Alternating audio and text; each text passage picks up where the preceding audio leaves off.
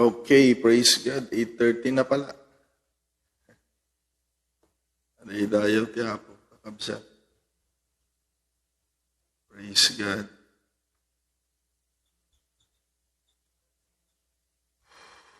Praise God. Salamat sa Panginoon.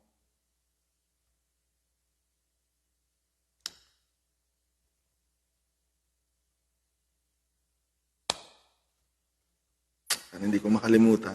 Merong bersikulong binigay sa akin ngayon ng Panginoon. Grabe.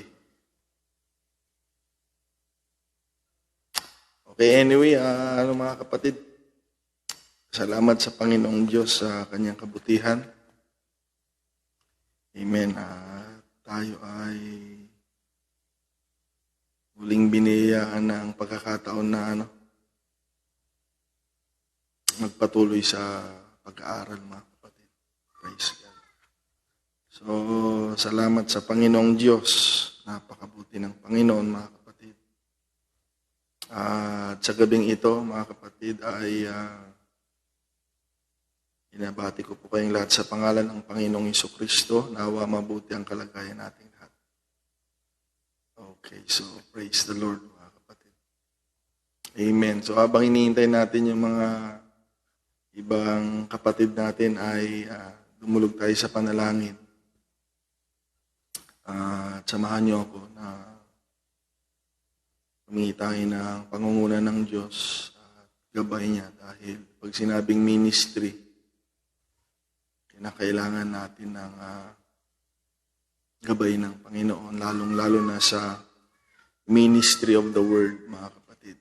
Dahil dito nakasalalay ang ating pananampalataya. So, purihin ang Panginoong Diyos, mga kapatid. Amen. Sa ating pag-aaral, mga kapatid. Sa gabing ito, let us pray.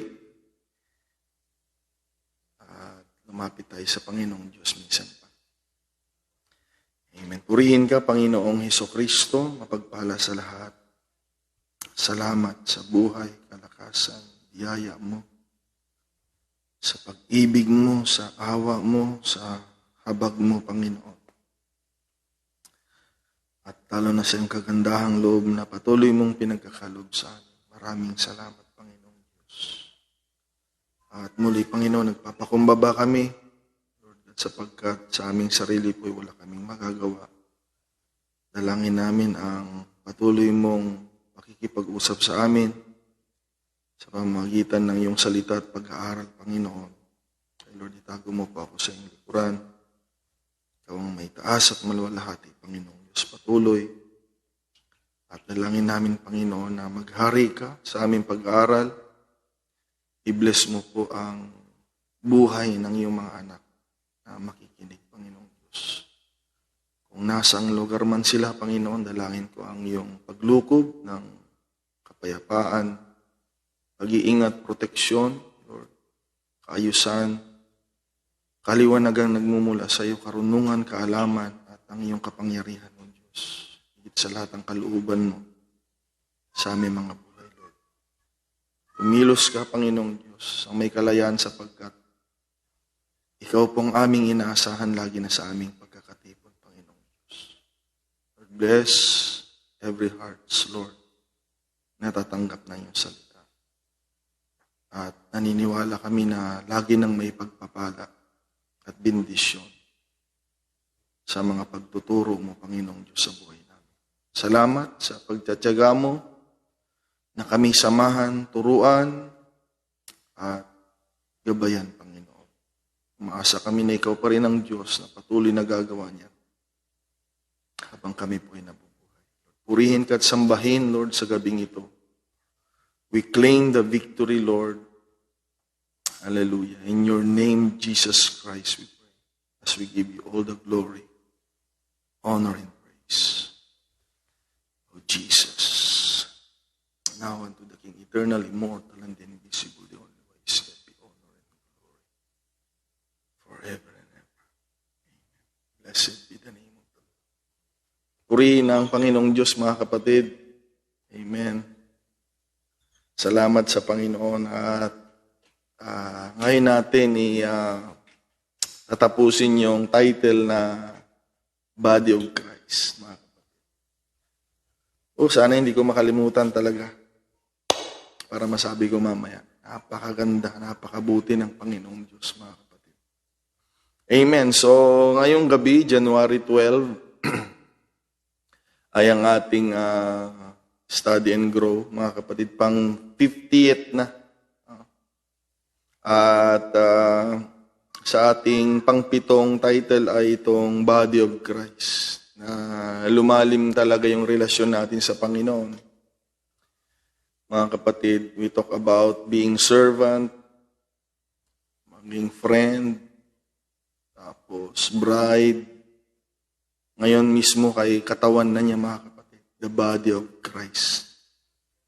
So, napakadakila, mga kapatid, ang desire ng Diyos na makipagrelasyon sa makasalanan. Grabe, mga kapatid, ang pag-ibig ng Panginoon. Okay? So, ngayong gabi, mga kapatid, ay atin pong tatapusin ito. Pansamantala. I know, marami pang ibibigay sa atin ng Panginoon na kapahayagan at kapaliwanagan patungkol sa pagiging katawan natin ni Kristo sa mundong ito as His mystical body, mga kapatid. Okay, ang teksto natin, mga kapatid, ay nandito pa rin sa 1 Corinthians chapter number 12. Okay, chapter 12, verse 27. Hindi ko alam kung sino yung hindi ko alam kung ilan kayo nakaano eh.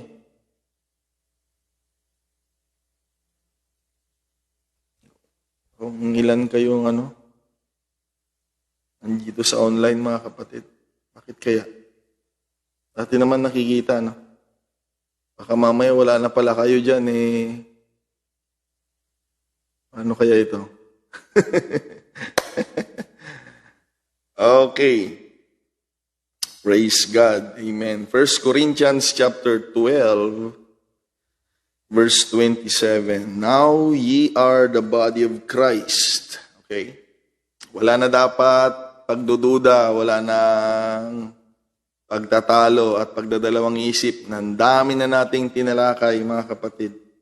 11 na beses na nating tinalakay na tayo ay katawan ni Kristo. So, be convinced and be persuaded that we are indeed the body of Christ, mga kapatid. Thanks be to the Lord. Now, you are the body of Christ and members in particular.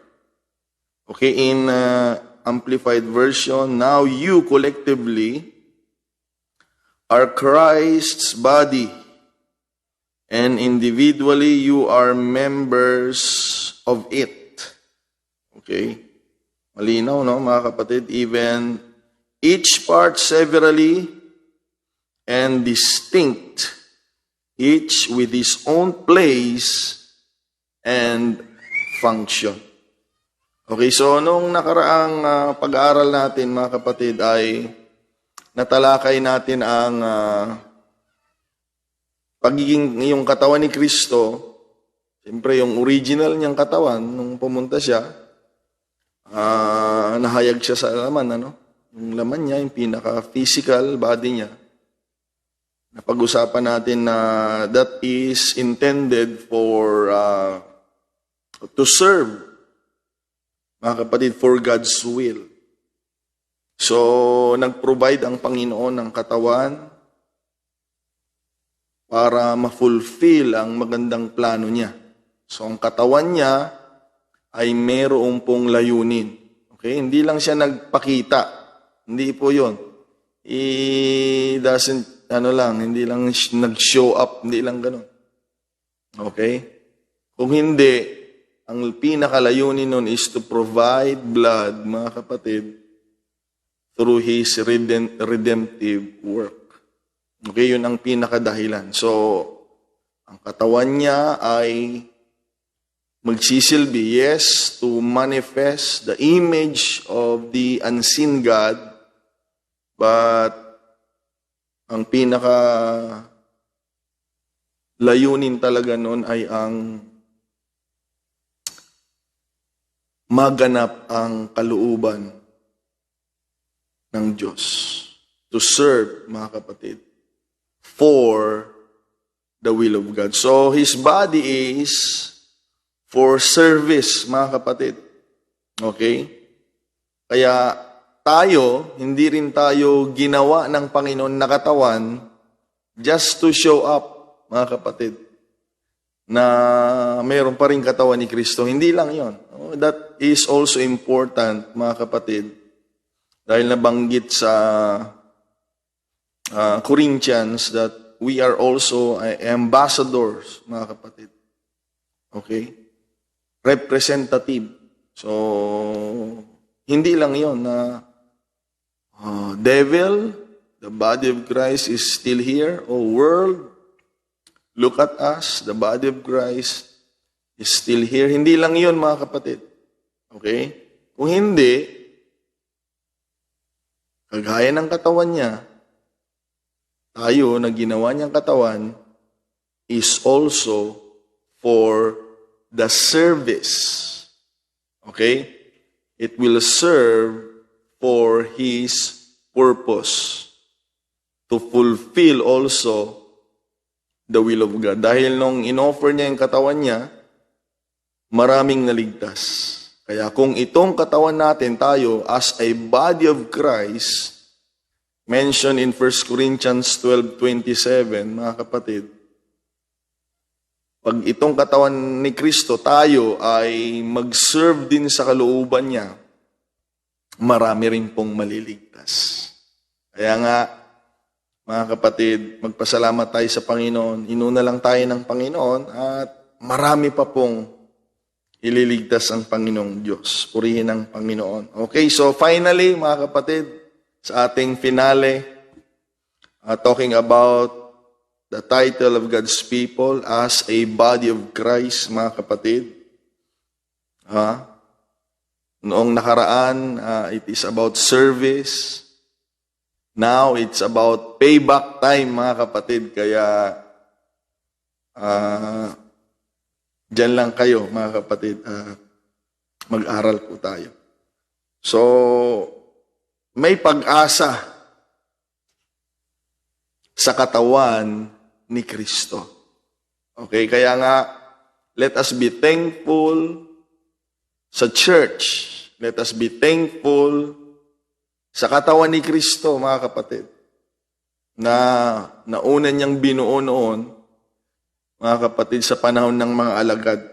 Dahil meron pong pag-asa. Okay? Kaya dito lang tayo sa katawan ni Kristo, mga kapatid. Amen. I would like to read in Ephesians chapter 5 verse 23. Okay? Sabi dito, mga kapatid, for the husband is the head of the wife. Okay? Ito ay literal na lalaki, asawang lalaki at asawang babae. Pero nag-shift, mga kapatid. Okay? Sa susunod na phrase, dito sabi dito, even as Christ is the head of the church. Siya yung ulo, tayo nga yung katawan. Napag-aralan na natin yan noon, mga kapatid. And He is the Savior of the body. Kaya nga, sabi ko, may pag-asa, mga kapatid, sa katawan ni Kristo. Kaya manatili tayo sa katawan ni Kristo.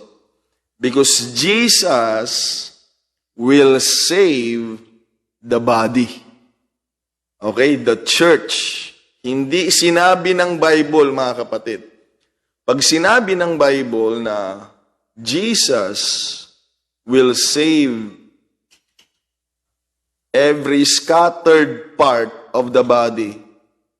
So, may reason na yung ibang mga tao na kahit hindi magpatuloy sa paglilingkod dahil Kahit kalat-kalat pala tayo, pwede tayong iligtas ng Panginoon kung hindi na tayo nagkakasama. Okay? Pinag-aralan natin ito noong mga nagdaang pag-aaral na ang katawan ay binubuo ng iba't ibang sangkap. Diba, mga kapatid? Hindi pwedeng sabihin ng mata sa isang part na iba siya, hindi na siya katawan. Okay? Nagiging katawan lang ang iba't ibang sangkap, mata, tenga, bibig, kamay, paa, katawan, internal parts. Nagiging katawan lang yan kapag magkakasama. Okay, kaya dito i-break natin yung kaisipan natin na nabaptize na ako, may Holy Ghost na ako, may Bible na ako, hindi ko na kailangan ng church, hindi ko na kailangan ng fellowship, mga kapatid. Mali po yun dahil hindi po yun pagtuturo ng Biblia. Okay? Ulitin ko Jesus is the Savior of the body. Okay? At pag pinutol mo yung kamay mo, hindi katawan nga yan eh. Hindi katawan yung kamay mo eh. Pag pinutol mo na. Part ng katawan mo na lang siya. Okay? Nagiging part na lang pag nakaseparate tayo sa katawan. Okay? But as long as intact ang katawan, magkakasama, mga kapatid, you still belong to the body.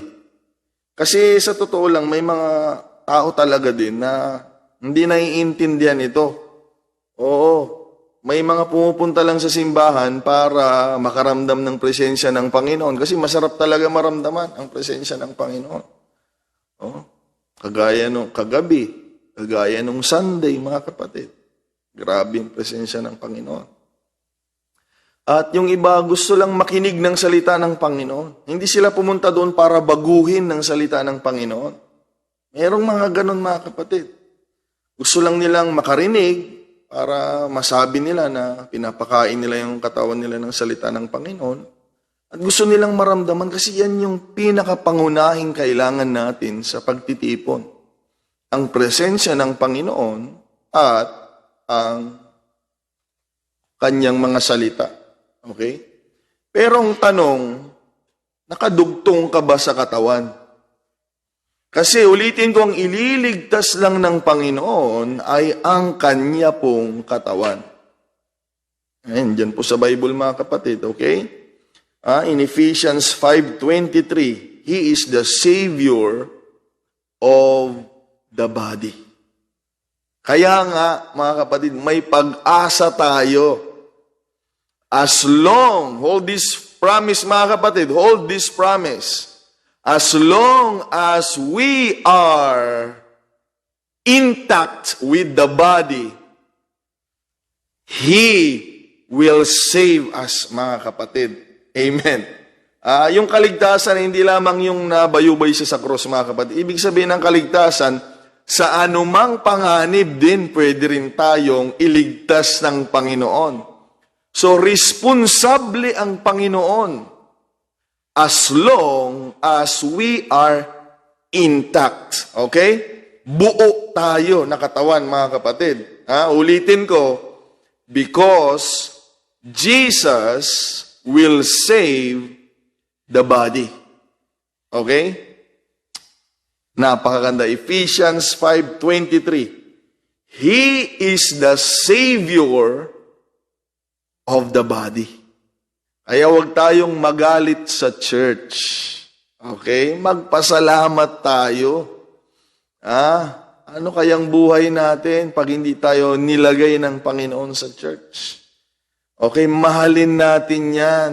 Dahil mahal ng Panginoon yan, mamaya natin mapapag-aralan, mga kapatid. Okay? Kaya dapat laging maganda ang trato natin. Amen. Sa church, sa ating pagkakatipon, sapagkat, mga kapatid, yan ay pinapahalagahan ng ating Panginoong Jesucristo. Purihin ang pangalan ng Panginoon, mga kapatid.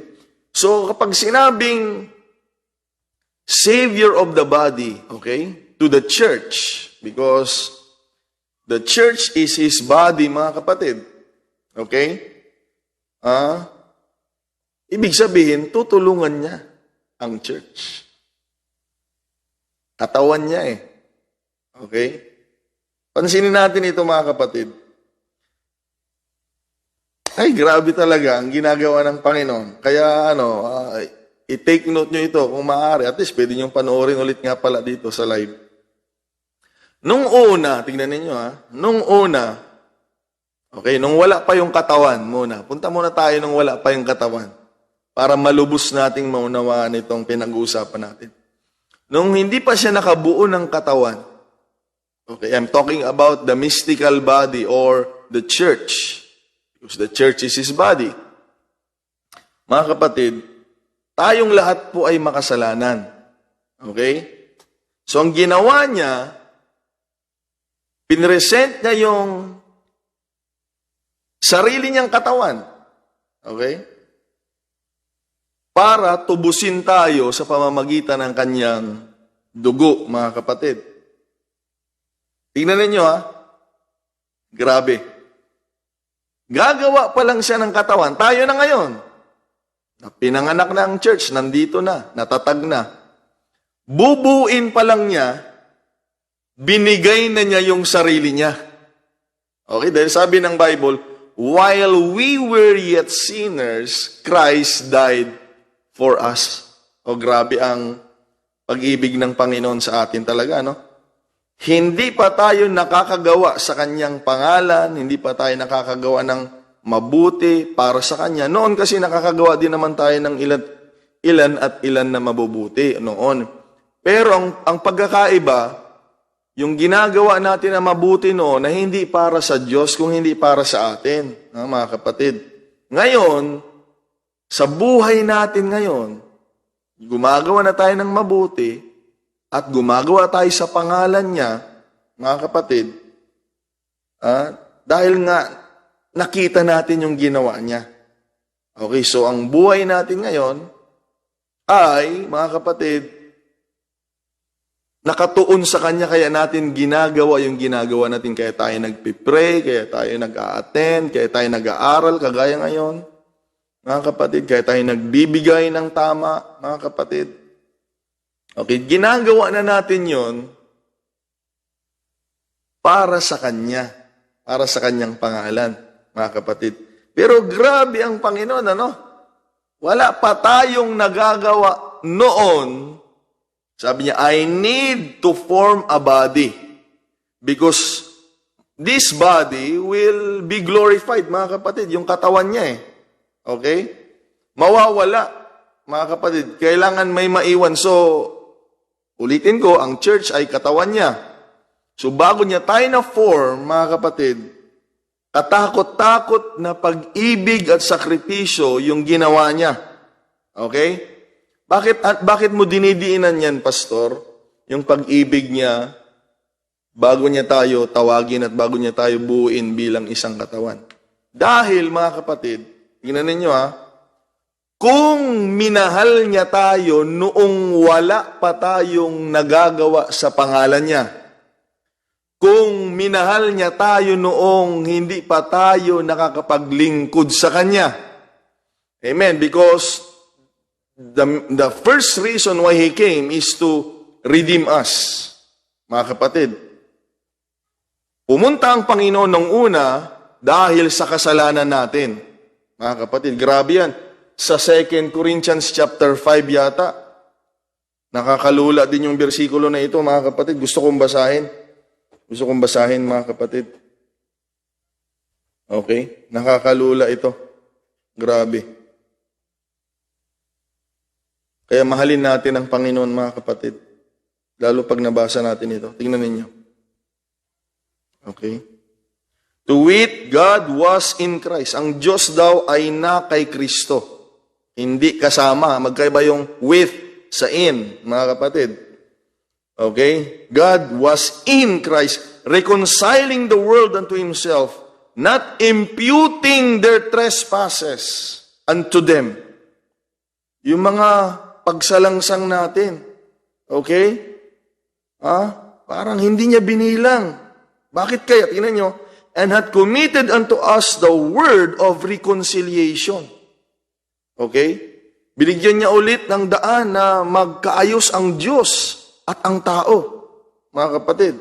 Because sin, ayun yung nagbigay ng distansya sa Diyos at sa tao, mga kapatid. Okay? Hindi po tao, yung kasalanan ng tao. Now then, we are ambassadors of Christ, as though God did beseech you by us. We pray you in Christ instead, but be ye reconciled to God. Ito yung nakakalula, mga kapatid. Verse 21. For He hath made Himself to be sin for us. Grabe. Dahil tayo na makasalanan, siya na walang kasalanan, inaring ganap niya yung sarili niya. Na maging makasalanan na yung katawan niya dahil sa atin. Ituloy natin. Hindi siya nakagawa ng kasalanan, Who knew no sin. Hindi siya nakagawa ng kasalanan, pero dahil sa ating mga kasalanan, siya yung tumanggap. Kaya nga sinabi niya sa krus, mga kapatid, Ama, Ama, bakit mo ako pinabayaan? Okay, dahil yung anak, yung laman, ay wala pong kasalanan. At siya yung papasan ng lahat ng kasalanan ng buong sanglibutan. Yan yung sinabi sa 1 John 2:2. For He is the propitiation of our sin to the church, and not ours only, but the sins of the whole world. Tingnan ninyo ang pag-ibig ng Panginoon sa atin. Grabe. Okay? He made Himself to sin, to be sin for us. Tingnan, sana maintindihan niyo ito. Allergic ang Diyos sa kasalanan. Yan yung nagbigay ng distansya sa tao at sa Diyos. Okay? Pero dahil sa pagmamahal niya sa makasalanan, kahit allergic siya sa kasalanan, tinanggap niya yung kasalanan, mga kapatid. Para saan ito? Makinig tayo, mga kapatid. That we might be made the righteousness of God in Him. Upang magkaroon tayo ng katuwiran. Kaya hindi tayo ang gagawa ng katuwiran natin, mga kapatid. Excuse me lang po dahil may mga naririnig ako, matuwid na raw sila. Grabe, mga kapatid, nakakalula. Kahit anong gawin ng tao. Kung wala ang paggawa ng Diyos, hindi tayo magiging matuwid, mga kapatid. So, ang point dito, mga kapatid, katakot-takot ang ginawa ng Panginoon to form us. Amen. Kaya nga, kung binigay niya yung sarili niya, hinayag niya ang buong pag-ibig niya nung wala pa tayong nagagawa sa pangalan niya. Ito na, mga kapatid, dito na tayo sa lesson. Ayan. Mas lalo niya tayong mahal ngayon. Ulitin ko. Kung bumaba siya nung una para sa kasalanan ng mga makasalanan at tubusin at ibigay ang buhay niya, ihayag ang kanyang dakilang pag-ibig, makinig ka, mas mahal ka ng Panginoon ngayon. Noong wala ka pang nagagawa sa pangalan niya, wala ka pang paglilingkod, pagsunod sa salita niya, minahal ka na niya. Mas lalo ngayon, mga kapatid. Purihin ang Panginoon. Ngayong gabi, mga kapatid, sa taon na ito ng 2023, let me convince you, let us love the Lord Jesus Christ more than before. Please realize how He loves us so much. While we were yet sinners, and now as the church, as His body, mga kapatid. Tingnan ninyo, mga kapatid. Tingnan niyo ang pagmamahal niya. Tingnan mo, Gumawa siya ng paraan para maging katawan niya tayo. At ngayong naging katawan niya tayo, tingnan ninyo, mga kapatid, hindi pa rin niya tayo iiwanan. Nilinisan niya tayo ng dugo niya nung makasalanan tayo. Ngayong church na tayo. Siyempre, nagkakamali pa rin ng mga tao, mga kapatid. Amen. Tingnan ninyo, Basahin ko muna. Ephesians 5:27, mga kapatid. Tingnan ninyo ito. that He, Jesus, might present it to Himself a glorious church, not having spot or wrinkle or any such thing, but that it should be holy and without blemish. Kaya nga, sa katawan niya, mga kapatid, mayroon pa ring tulong. Dahil sabi nga sa Ephesians 5:23, He is the Savior of the body. Okay? Dito, mga kapatid, gumawa siya ng paraan, maging part tayo ng church, tinubos tayo ng Panginoon. Ngayong naging katawan niya na tayo, nagkakaproblema pa tayo, mga kapatid. May mga nagkakasala pa. Okay? Wala sana magsabing hindi dyan, mga kapatid. Dahil sabi ni Juan, mga kapatid, the truth is not in him. He is a liar. When someone says, he do not sin anymore, mga kapatid. So may pag-asa pa, ito na. Tinulungan niya nga tayo noon.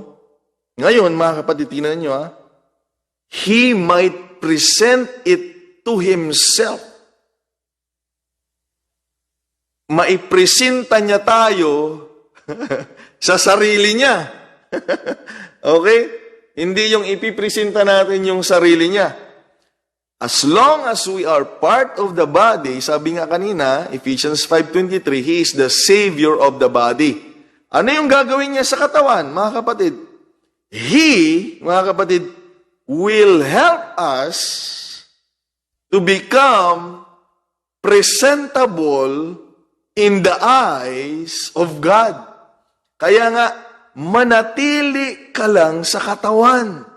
Stay in the church of Jesus Christ. Sa Tagalog, mga kapatid, upang ang iglesia ay may harap sa kanyang sarili na maluwalhati. Na walang dungis o kulubot o anumang bagay o gayong bagay, kundi ito'y nararapat maging banal at walang kapintasan. Iti Ilocano, tapno idatag na, isuna metlaeng kakabsat, iti sangwana na metlaeng, isuna ti mangidatag, kadatayo. Isuna metlaeng ti iglesia kasla babae a nakapinpintas. Isuna ti agpapintas kadatayo. Nagrugi idi, manipod idi, nga managbasol taypay, inaramid na ti maara, ti amin, pakita na ti panagayat na kadatayo, matipo na taylaeng, tata, akabsat, adalat tatulong, no, agstay tayo, okay? Itibagina, okay? Idatag ng malaing ti iglesia kasla babae nakapinpintas, na dalus awan man sa wenno koretret, wenno anyaman paka pilawan na. Kanta yung akaya da ito'y. Okay? Kanta yung akaya kakabsat. Isu na laing ti makaramid. Isu na laing. Isu nga rod, adda tinamnama.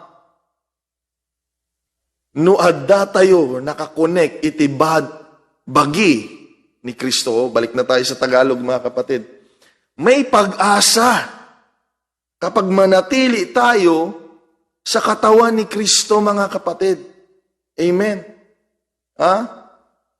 Kung tinulungan niya tayo noong makasalanan, lalo na ngayon. Hold this promise in Ephesians 5:23. He is the Savior of the body. And then in verse 27, mga kapatid, He will present us to Himself. He will present us to God. Mga kapatid, He will help us. Mga kapatid, tutulungan niya tayo. Through His Spirit. Through His Word. Through His power. Through His ministers na ginagamit, mga kapatid. Amen.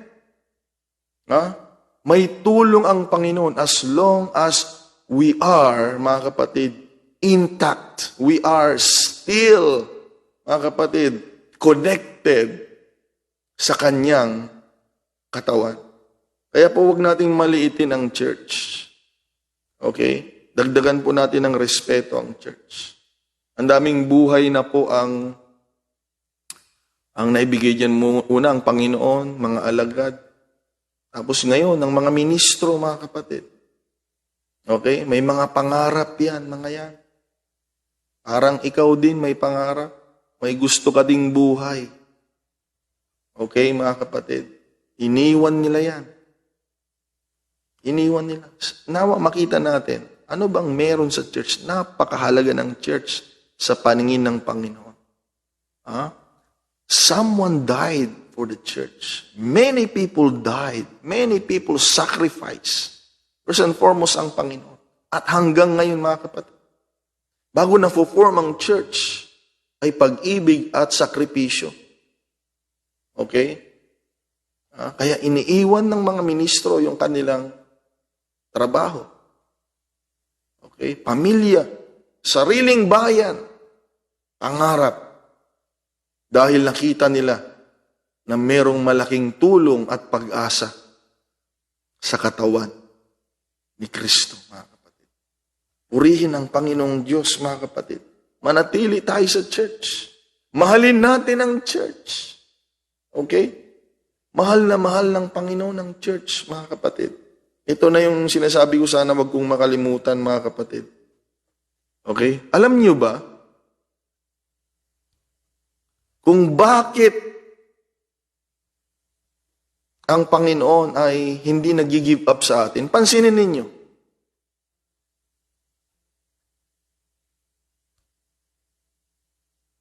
Habang tumatagal tayo sa Panginoon, mga kapatid, siyempre marami tayong natututunan. Pero marami pa rin sa atin ang nadadapa. Uhulog, nagkakamali. Masakit man, mga kapatid, nagkakasala.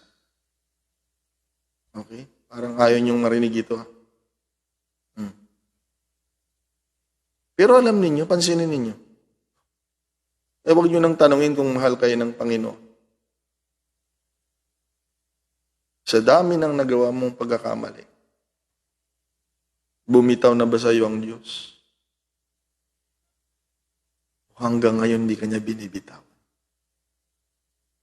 Grabe ang pag-ibig ng Panginoon, mga kapatid.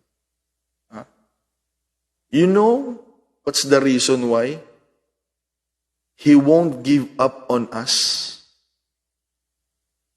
Okay? Mga kapatid, gusto yung malaman, ito yung binasa ko kaninang bersikulo, wala dito sa outline.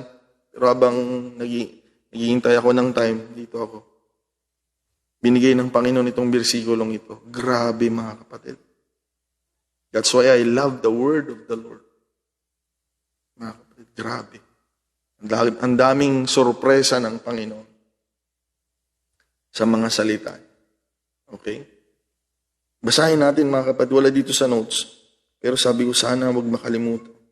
Sa Ephesians chapter 5 din. Tingnan nyo. Dito nyo malalaman why He won't give up on us. Nung nagkasala ka, sinalot ka na ng Panginoon. Hindi, diyan ka pa sa church. Why? He won't give up on us. He died for you. When you were yet sinner, tapos nung nagkamali ka, hindi ka niya namahal, dito natin malalaman ang tunay na pag-ibig ng Panginoon, mga kapatid. Kaya nga, karapat dapat natin siyang mahalin lalo at paglingkuran lalo, mga kapatid. Amen. Tingnan niyo itong bersikulo na ito. Why He won't give up on us. Listen to this verse. Ephesians 5:29. Makinig kayo, nagtuturo ang Panginoon dito. For no man ever yet hated his own flesh. Sabi niya, wala pang tao na galit siya sa kanyang sarili. May nakita na ba kayo dyan sa labas, mga kapatid, na may kaaway ako, sabi niya. Sino? Ito yung sarili ko. Wala, mga kapatid. Ayaw mong may umaway sa sarili mo. Pinagtatanggol mo yung sarili mo. Inaalagaan mo yung sarili mo at iniingatan. Kaya ka nga natutulog, kaya ka kumakain, kaya ka nagbibitamina, kaya ka nag-iiresisyo. Dahil itong punot dulo niyan. Dahil mahal mo yung sarili mo. No man ever. Okay? Mark that word. Guhitan niyo yan, mga kapatid. Okay? Kaya bumili na ako ng journaling Bible eh. Kasi itong isang Bible ko, hindi ko ginuguhitan. Yung nauna kong Bible. So, mayroon akong journaling Bible. Doon ako nag-journal, sinusulatan ko na, mga kapatid. Kaya kung yung Bible mo, guhitan mo. Kailanman hindi pa nagalit ang tao sa kanyang sarili. Sabi ng Panginoon. Handa na ba kayo, mga kapatid? Okay? No man ever hated his own body, own flesh, but nourish it. He doesn't hate. You don't hate yourself, but you nourish it and you cherish it. Are you ready, mga kapatid? Even as the Lord to the church. Hindi nagagalit ang tao sa kanyang sarili. Inaalagaan niya at iniingatan niya. Sabi ng Bible, mga kapatid, ganon ang Panginoon sa church. That's why He don't give up on us. Ang daming mga backslider, mga kapatid, nakaka-recover. Why? He doesn't hate Himself, mga kapatid. Amen. Verse 30, mga kapatid, for we are members of His body, of His flesh, and of His bones. Pupurihin ang Panginoong Hesukristo, mga kapatid. Alam nyo sa church natin, marami pong nabigyan ng pagkakataon. Why? Ganyan kanya kamahal? Dahil tandaan mo ito, hindi siya magagalit sa katawan niya. Kung hindi, ang choice lang ng Panginoon. Masarap ipost sa Facebook to, mga kapatid, ano? The only option of the Lord for His body to the church is to love it. Ephesians 5:29. The only option of the Lord to the church, His body, is to cherish, nourish, and to love it. My point is this. Stay in the church. Stay in the church. Amen. Stay in the church. Alala ko pa yung sabi ng Panginoon, ginagamit ito sa pagkakasal eh. Sabi niya, mga kapatid, these twain will be one. What God joined together, let no man put asunder. Ang pinagsama ng Diyos, grabe mga kapatid, ay hindi gusto ng Diyos na paghiwalayin. I am talking about marriage. But what about us? When God, through Jesus Christ, joined us together. Kung yung mag-asawa, hallelujah, ayaw niyang maghiwalay. I'm talking about babae at lalaking mag-asawa. Kung yun, ayaw niyang maghiwalay. Lalong ayaw niyang maghiwalay. Hallelujah. Yung ginawa ni Kristo sa makasalanan para pagsamahin tayo, sinabi kanina sa 2 Corinthians chapter 5, verse 20 to 21. Ni-reconcile, mga kapatid. Pinagsama tayo ng Panginoon. Amen. Hallelujah. Kaya nawa makita natin na walang plano ang Panginoon na iwanan ng church, mga kapatid. Kaya huwag tayong magplano. Amen. Because He is so dead serious to love us, to help us, mga kapatid. Kaya manatili tayo sa church. Amen. Manatili tayo sa church. Praise God, mga kapatid. Purihin ang pangalan ng Panginoong Diyos. Amen. Amen. Dakila po ang pag-ibig sa atin ng Panginoon. Amen. Tinipon tayo ng Panginoon sa pamamagitan ng kanyang dugo para iwanan, para pabayaan, para mawasak. Think again, mga kapatid. Pag-isipan mong maigi. Hallelujah. He won't give up on us. Wala siyang planong iwanan tayo. Tandaan mo yan, kapatid. Ulitin ko. I will make it personal to you.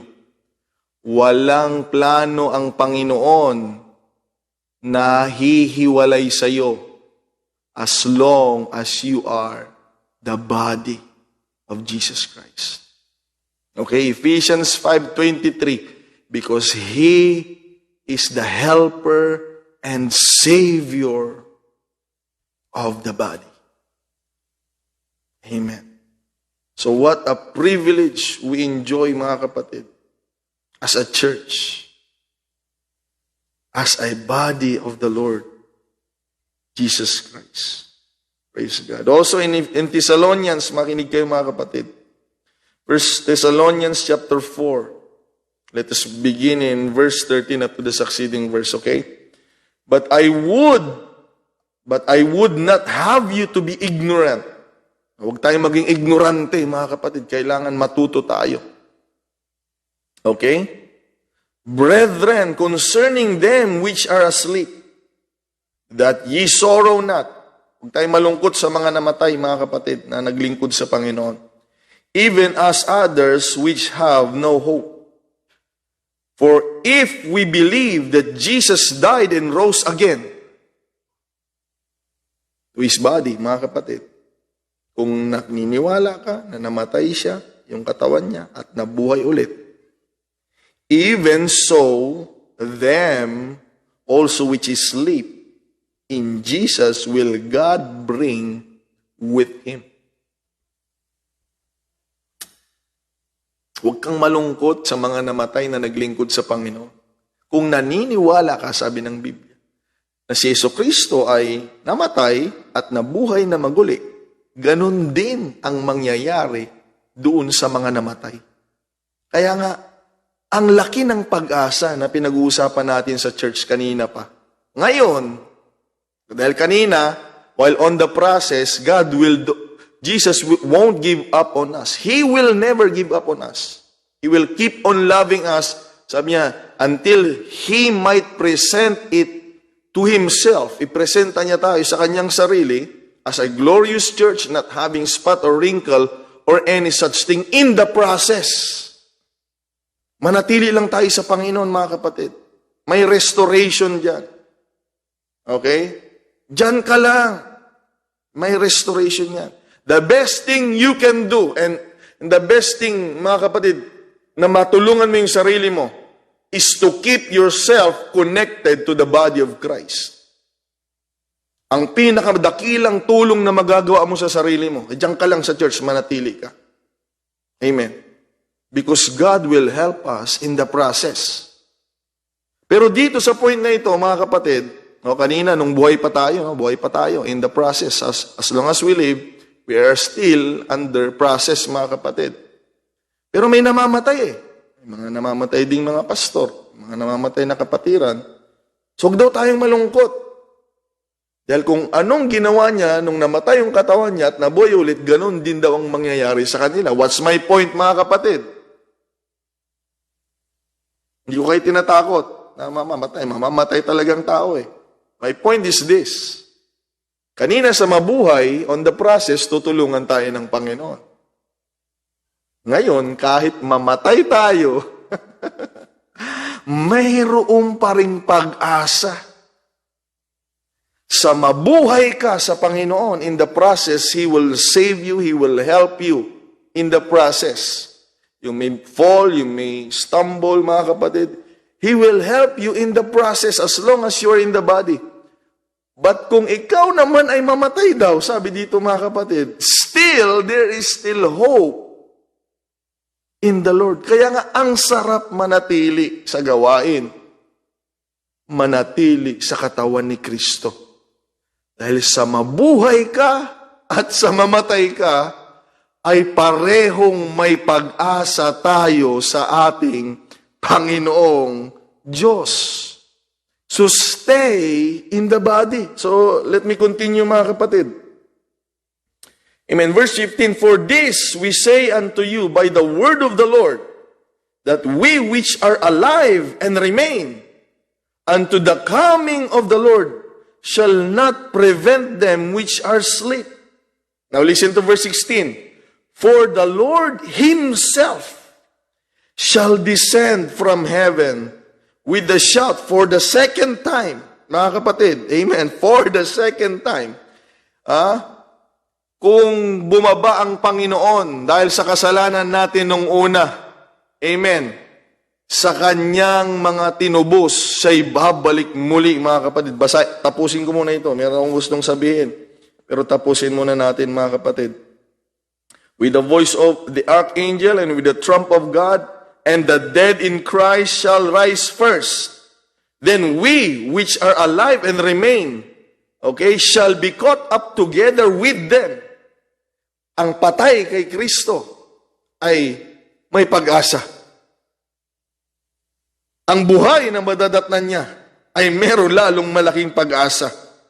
With them in the clouds, mga kapatid, together, to meet the Lord in the air, so shall we be ever with the Lord, mga kapatid.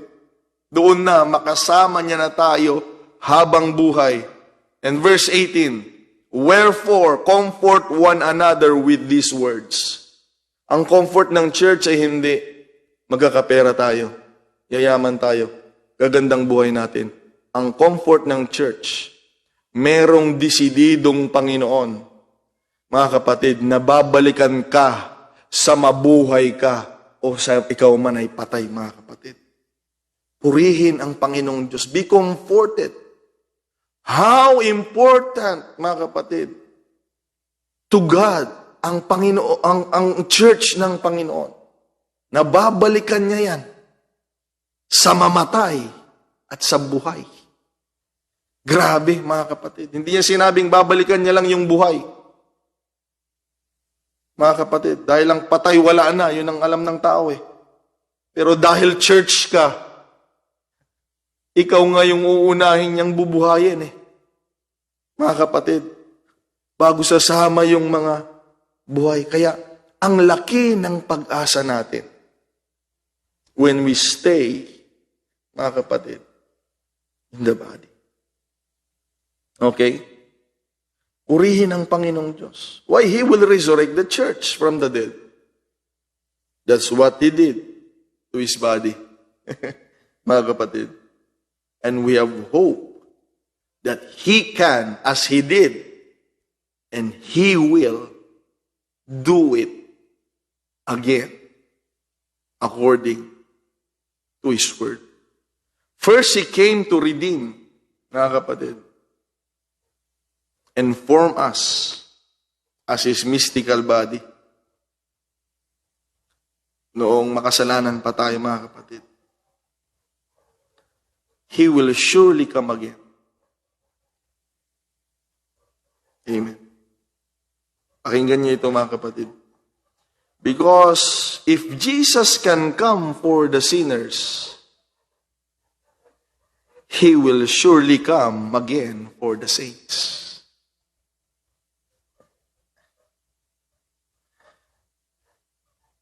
Kung pumunta ang Panginoon nung una, para sa makasalanan.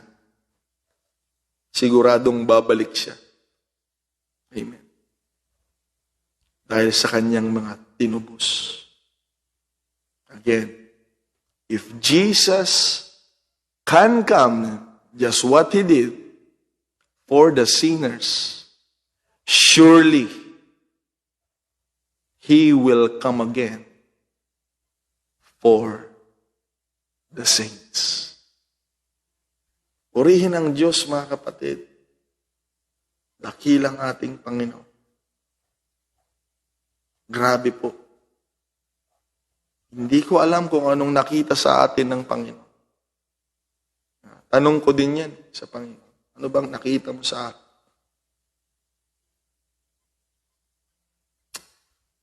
Grabe. Grabe ang pag-ibig ng Diyos. Amen. Sa church. Ang gagawin natin, mga kapatid, tinipon tayo ng Panginoon dito sa church. Ginawa niya tayong katawan niya. Ang pinakamagandang ganti natin sa Panginoon ay hindi wasakin ang katawan, kung hindi ingatan at manatili tayo sa katawan ni Kristo. Tapos na tayo, mga kapatid, sa gabing ito. Sa lahat ng pinagdaanan, yes, nakita ng Panginoon lahat. Pati kasalanan, kapalpakan, yung katamaran, nakita ng Diyos lahat yan. Pero pansinin mo, naririnig mo ito ngayon. Nandyan ka pa rin. Pinapahintulutan ka ng Diyos na marinig ito, na hindi ka niya binitawan at wala siyang planong pabayaan ang Panginoon. Ang sabi ng Bible, no man ever hated himself, but nourish it and cherish it. Mga kapatid, Ephesians 5:29. Ganun din daw ang gagawin ng Panginoon sa atin. Because, sa verse 30, we are His body, His flesh, and His bones. So ngayong taon 2023, kapatid, mas lalo tayong kumapit. Mas lalo tayong manatili. Kung ginawa ng Panginoon ang lahat para matipon tayo sa Kanyang iglesia, sa Kanyang katawan, gawin din natin ang magagawa natin. Upang manatili tayo, una ang ating sarili, pangalawa, mga kapatid, unang-una, wag mong hayaang mawala ka. At pangalawa, isipin natin yung mga kasama natin sa church na sila'y sinama din ng Panginoon, dinugtong sa katawan niya. Dahil bawat part ng katawan ay kailangan natin. Amen. So ngayong 2023, nakita natin ang pag-ibig at ginawa ng Panginoon sa kanyang katawan at kung paano niya tayo tinipon.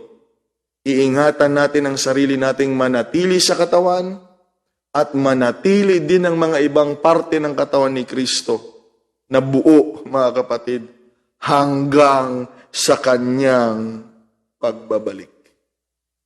O purihin ang Panginoong Diyos. Grabe ang pag-ibig ng Panginoon.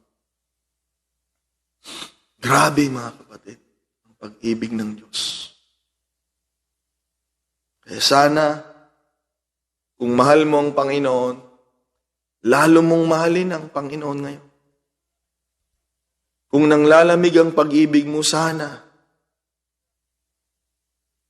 mag-init muli ang pag-ibig mo sa Panginoon.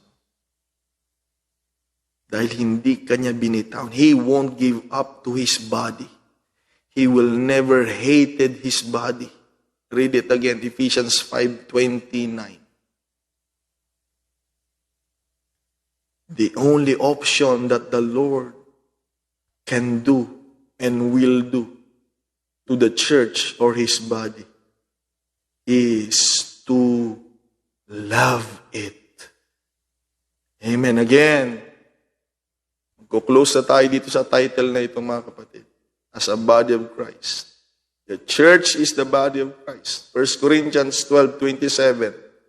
The only option of the Lord to the church His body is to love it.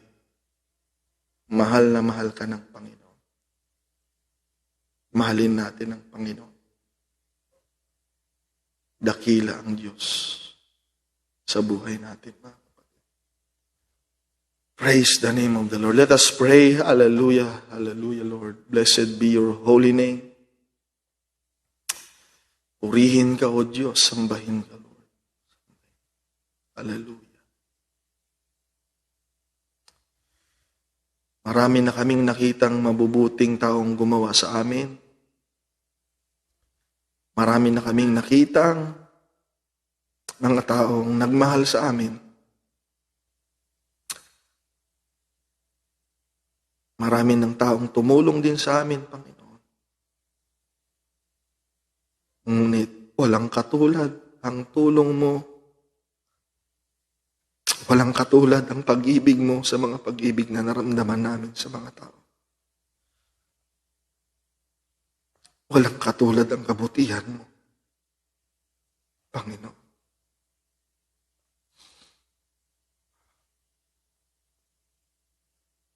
Praise the name. Hindi kami nananatili sa church dahil sa aming sarili. Nananatili kami sa church dahil merong Diyos na hindi kami pinapabayaang mawala.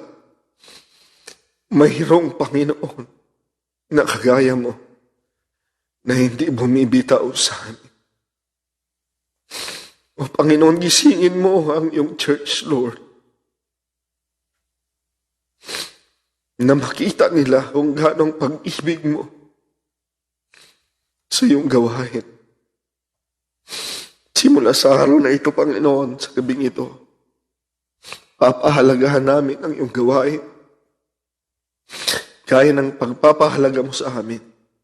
O Diyos, igawad mo nawa ang kapatawaran sa iyong mga anak na nagpapabaya sa kanilang pagdalo, na ikaw ay umaasa na sila'y babalik at babalik sa katawan na binuo mo. Oh Lord, touch the church, I pray. Speak to us continually, Father. And let them feel how you love them, O Lord. And let them hear again how you love us, O God. Salamat sa gabing ito, Panginoon. We will love you more. We will serve you more. Dahil wala nang ibang mabuti sa buhay namin. Higit sa iyo. Wala nang tumanggap sa amin. Higit sa iyo. Walang nagpatawad at nagmahal sa amin higit sa iyo. Kaya Lord, help us to stay in your body, Lord, to your church. And I pray, we pray, Lord, sa mga kapatid namin minsan nang naging part ng iyong katawan, na pinahalagahan mo, tinubos mo rin at pinatawad. Panginoon, sa taon na ito, I pray, O God, restore them. They are your body, Lord. Ibalik mo sila, Panginoon, sa church, Lord. Hallelujah. Kung paano mo niligtas ang makasalanan, Lord, I pray, O God, kaya mo rin silang ibalik, Lord. Let every backsliders will come home this year, O God, I pray, for the glory and praise of your name, O God. Revive your body, Lord. Revive your church. Because your church is the most powerful group of people in this world, Lord. Salamat sa paalala mo sa gabing ito. Salamat sa pag-ibig mo, Panginoon. Patuloy mo kaming kausapin. Patuloy mo kaming turuan, Panginoon. Purihin ka, sambahin ka, O Diyos. Thank you, Lord, for loving us. Thank you, Lord, for staying with us, Lord. Thank you, Lord. You won't give up on us. Thank you, Lord. Thank you, Lord. Ingatan mo kami, Panginoon, patuloy maging sa aming paghiwa-hiwalay. Ilayin mo kami sa kapahamakan, sa gawa ng kaaway. Tulungan mo ang bawat part ng church na mayroong mga suliranin at dumadaan sa pagsub. Ipakita mong tulong mo, Panginoon. Hallelujah. Pagalingin, aliwin, palakasin. Lord, because the church is your body, Lord. Bless your church, Father. Bless each and every one of us. As we hope that from you, Lord, na ikaw lamang po ang totoong magbibindisyon sa amin. Salamat sa gabing ito. Salamat, Panginoon, sa kabutihan mo. Sa presensya mo at sa salita mo, Lord. Maraming salamat. Thank you, Jesus. Thank you, Lord. Thank you, Father. All glory, honor, and praise belongs to you, Lord.